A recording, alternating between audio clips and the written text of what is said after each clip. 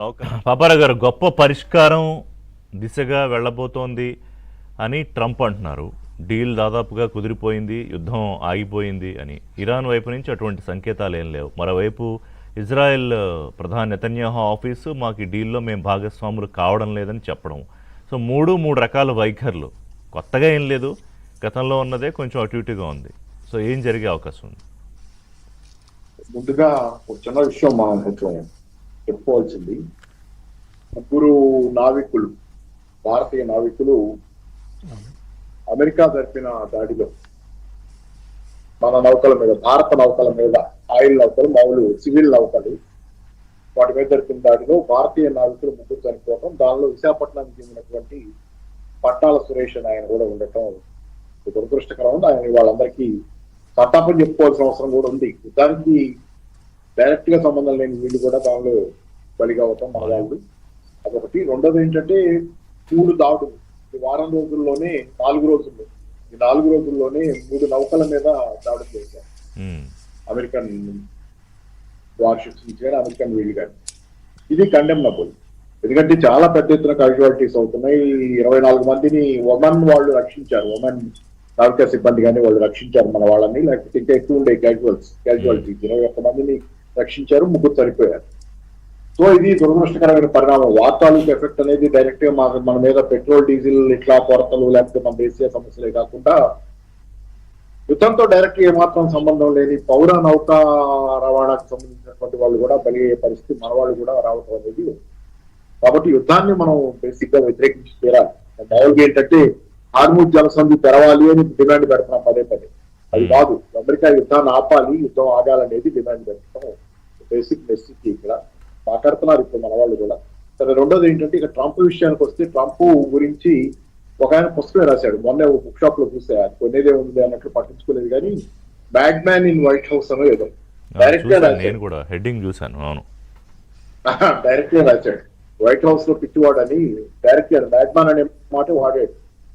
So అంత direct గా Trump ని పిచ్చివాడు అనే లెక్కలోనే చాలా మంది ఆ మధ్యకాలంలో సైకియాట్రిస్టులు కూడా, ప్రొఫెషనల్ సైకియాట్రిస్టులు కూడా ఆయన్ని సైకోనలైజ్ చేసి చాలా క్రిటికల్ గానే మాట్లాడారు. డేంజరస్ మనిషి తన చేతిలో అమెరికా ఉండటం ప్రమాదం అని, అట్లాంటి మనిషి.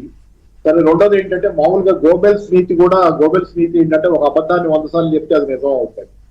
ఒకే అబద్ధం చెప్పాలి, కాకపోతే పదే చెప్పాలి. కానీ ట్రంప్కి అది కూడా జాతి కట్టాల.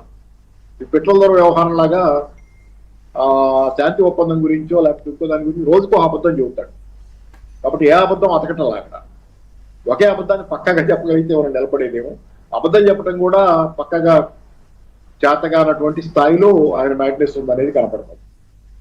కాబట్టి ఈ రకంగా ట్రంప్ ఇవాళ మాట్లాడుతున్నాడు. ఒక పక్క ఏమంటారు, ట్రంప్ శాంతి ఒప్పందం కుదరబోతుంది కాబట్టి ఇక టైమును సమయం ప్లేసే తేలాలి ఎక్కడ జరుగుద్దా ఒప్పందం అనేది. కాబట్టి ఈ కాల్పులు విరమించుకున్నాను.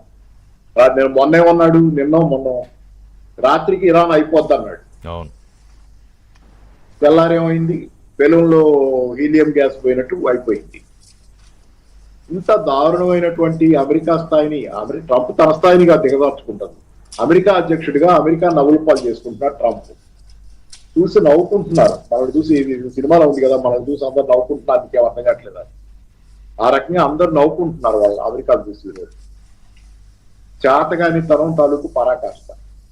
మరి అలా అని చేతులు ముడుచు కూర్చుంటారంటే అది లేదు. ఎగిరెగిరి పట్టడం, మళ్ళీ పూల పట్టడం. కాబట్టి ట్రంప్ తాలూకు వైఫల్యమే కాదు ఇది. ట్రంప్ ఒక జోకర్ గా తేలుతున్నాడు ఆఖరికి. మొదట్లో ఆ టారిఫ్ వేసినప్పుడు ఇవన్నీ చూసి ఆయన చూసి చాలా భయపడ్డారు. నిన్న కూడా ఆయన మొన్న ఐ లవ్ ఇన్ఫ్లేషన్ అంటే మొత్తం అదంతా ప్రపంచవ్యాప్తంగా పెద్ద చర్చ అయింది కదా. ఏం మాట్లాడతాడు, చైనా మీద టారిఫ్ వేసాడు బెదిరించడానికి. వాళ్ళు ఎదురు తిరిగి ఆ రేర్ మినరల్స్ అవి ఉన్నాయి కదా, అవి ఆపేసేసరికి తోక ముడుచుకొని టారిఫ్లు తగ్గించి మళ్ళీ చైనా దగ్గర పోయి రాజీ పడి, మన చైనా పోతే చైనా అధ్యక్షుడు షేక్ హ్యాండ్ కూడా సరిగ్గా ఇవ్వాలి ట్రంప్ కి. ఇలా పెట్టి కూర్చున్నాడు. ఈయన పోయి చేయి చాపి ఆయన చేయి తీసుకొని మళ్ళీ రిటర్న్ వెళ్ళేటప్పుడు తైవాన్ లో మేమేం చేయలేము, 15,000 కిలోమీటర్లు పోయి మేము ఎక్కడ యుద్ధం చేస్తాము, ఆ వల్ల కాదు. ఈ అంటే ఎంత పతనం, ఎంత దిగజారుడు. ఒక దేశాన్ని, ఇప్పుడు అమెరికా సామ్రాజ్యవాద దేశం అంటారు, నేను ఒక వామపక్ష అభిమానిగా, నాకు నచ్చదు సామ్రాజ్యవాదం. కానీ గొప్ప దేశమేగా, చాలా సందేహం లేదు, చాలా గొప్ప దేశం అది. ఎంతమంది కలిసి నిర్మించిన దేశం దాన్ని ఈ రకంగా పతనం చేస్తా పోతా దాని గౌరవాన్ని దిగజారు చేస్తాం. నా గౌరవం దిగజారితే ఏమవుద్ది? రేపు పొద్దున డాలర్కి కూడా ముప్పిది, ఆయన గౌరవానికి కాదు, అమెరికా గౌరవానికి కాదు. రేపు పొద్దున డాలర్ ఇలాంటి పరిస్థితుల్లో డాలర్ వీకెన్ అయిపోతే, డాలర్ పతనం అయితే మొత్తం అమెరికన్ సిస్టమ్ మొత్తం కుప్పగూలి కోట్లాది మంది అమెరికన్లు, 35 కోట్ల మంది దాకా జనాభా ఉన్న దేశం, ఇప్పటికే 5 కోట్ల మంది పైన పేదరికంలో ఉన్నారు. అక్కడ తిండి కూడా దొరక్క ఉచితంగా క్యూలో ఉంచారు. అన్నం పెట్టే చోట్ల సూప్ కిచెన్స్ అని ఉంటాయి, అన్నం తినేవాళ్ళు 5 కోట్ల మంది, ఇల్లు లేని వాళ్ళు ఎంతో మంది. ఏమో వాళ్ళు అమెరికా మొత్తం పరిస్థితి 35 కోట్ల మంది.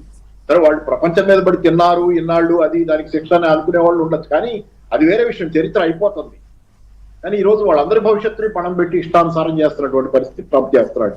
రెండోది, దీని అంతటి వెనక ప్రధానంగా ట్రంప్ ఈ విధంగా యుద్ధంలోకి దిగటం, దీని అంతటి వెనక ఉన్నది కొంత ఆయనకున్న పెడ ధోరణులతో పాటుగా ఆయుధాల లాబీ ఉంది అమెరికాలో. ఆయుధాల లాబీకి యుద్ధాలు చేయకపోతే అవ్వదు, ఆ యుద్ధాలు చేస్తేనే ఆయుధాలు అమ్ముకోగలదు. అదొకటి ప్రధానమైన కారణం. రెండోది ప్రధానమైన కారణం ఏంటంటే, నెట్చాన్షు చేయగలుగుతున్నాడంటే, ట్రంప్ చేయి మెలిపెట్టగలుగుతున్నాడంటే కారణం ఏంటంటే, అమెరికాలో ఉన్న ఒక లాబీ, అమెరికన్ ఇజ్రాయేలీ పిఏసి అనేది, పిఏసి అంటే public action public affairs committee, American Israeli public affairs committee అనేది అమెరికాలో అత్యంత శక్తివంతమైన లాబీ. అమెరికా అధ్యక్షుడు గాని, అమెరికా కాంగ్రెస్ సభ్యులు గాని ఎవరైనా దాని మాటకి లోబడి బతకాల్సిందే, పనిచేయాల్సిందే.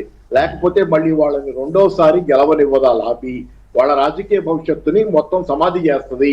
కాబట్టి అమెరికన్ ఇజ్రాయేలీ పబ్లిక్ అఫైర్స్ కమిటీకి భయపడి, వాళ్ళ దగ్గర విపరీతంగా డబ్బులు ఉన్నాయి, అమెరికాలో అత్యంత రిచెస్ట్, వాళ్ళ డబ్బులకి వాళ్ళ ప్రచారానికి మీడియా కూడా మోసే వాళ్ళ చేతిలోనే ఉండేవాడు. భయపడి మనకి రాజకీయ భవిష్యత్తు ఉండదు వీళ్ళకి ఎదురు తిరిగితే అని కాంగ్రెస్ మెన్ గానీ, అంటే అమెరికా పార్లమెంట్ సభ్యులు గానీ ఆయనంతటా ఆయన నిర్ణయాలు తీసుకోవట్లేదు అని చెప్పదలుచుకున్నారా మీరు? Trump is not acting on his own. A America అధ్యక్షుడు తీసుకోలేడు ఆ మాట. నేను చెబుతున్నా, ఇదే కాదు, ఈయనొక్కడే కాదు, ఏ అమెరికా అధ్యక్షుడు కూడా ఒక పరిమితి దాటి పోలేడు. National rifle agency